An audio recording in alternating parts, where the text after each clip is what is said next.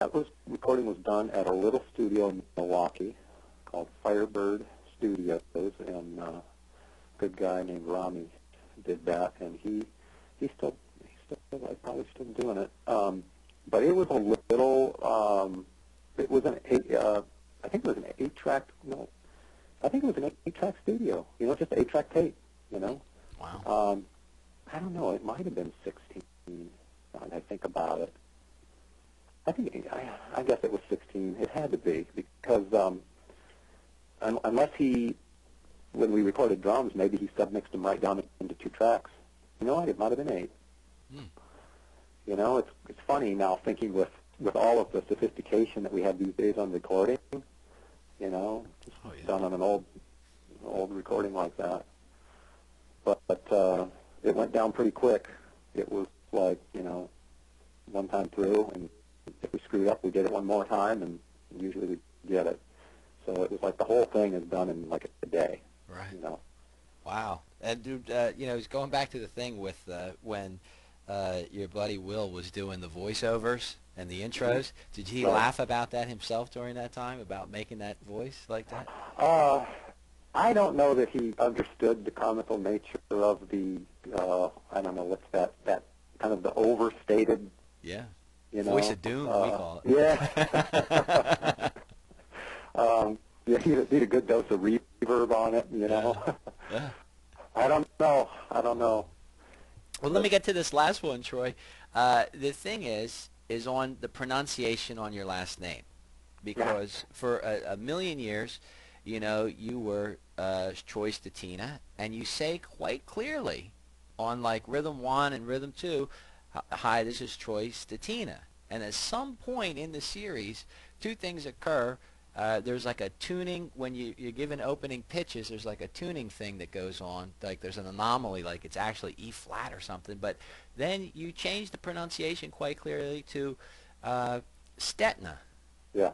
What's the story here? The story is always Stetina, the way when I grew up and the way it was pronounced. But for some reason, when I talk to people, if I say Stetina and then I have to spell it, then they usually say, they have to repeat it back to me. They don't get it.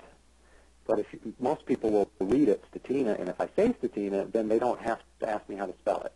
Gotcha. So it was always Stetina, the original, and what ended up happening was around the early 90s, when we were traveling around and living in different places, I kind of gave up the struggle. And people said Stetina, I just said, okay, Stetina. And so it's like that on a couple of things, but I don't know. I guess it didn't really stick, and so I usually say Stetina, and Stetina is what it really is. Really, what does that mean anyway? Hey, you know what? I don't really care. I won't answer to either, but I prefer that someone not say, asshole or something. Well, it's a pretty funny. Apart from that, it doesn't matter what somebody calls you. Well, it's a pretty funny thing with all the heady concepts that go on in our studio, in our school. That's probably the most consistent question that we get. Whatever that CD is where you make the doesn't change. this guy know how to pronounce his own name? What's with that? They all go, what's going on? What's going on? I said, I don't know. I don't know what's happening. So, anyway, thank you for clearing that one up. Okay. Funny stuff. Well, you have anything else, Troy, that you would like to, before we wrap, that you want to point out, or any last words of advice, guidance, wisdom, or anything you want to say to the folks who'll be tuning into all this? Well, I think, I think we've had a good long talk here. I think that pretty much covers the nuts and bolts with it right now. There's probably some good stuff to hit maybe another time if we could talk about what it takes in terms of composition and what a good song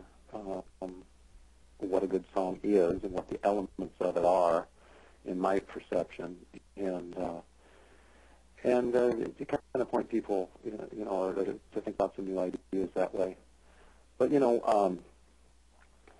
that's pretty open-ended. I have a hard time answering the open-ended questions. The specific ones are a whole lot easier. All right, I got you. All right. Well, in that case, I guess, folks, we're going to call this one wrapped. Troy, I can't thank you enough for your time and your interest. Well, thank you. And as I said, I have waited years to dissect some of these books with you that have been part of my life since they came out, and really are the cornerstone. They are the main teaching syllabus at our school for the heavy rock students. And, you know, of course, you've all seen our guys on YouTube and so on and so forth. The part you don't see is me standing in the corner with the stick threatening them. But I can't thank you enough, and yes, I would love to do more of these. And folks, that is our afternoon conversation with Troy Stetina. And thanks again so much. Be sure to visit World Wide Web, Stetina.com, packed with information related to the series, especially in the download section. That's where you're going to find all your rhythm guitar transcriptions for you fellas that are in lead 1 and 2. Please stay with your lead guitar studies while in the lead rhythm guitar studies while you're working at the lead. Don't abandon those skills that you build up. I can mention one thing too. Yes. Now that you're talking about the website, is that I'm going to be. I've recently had all of the articles for one magazine over the use transformed in PDFs, and all those lessons are going to wind up on my website. So Beautiful. people will be able to download them, and they'll be free. So there's quite a bit of new lessons going to be going up there. Great. So, folks, if you're in the books, get involved in the website. If you're just involved in the website, get in the books.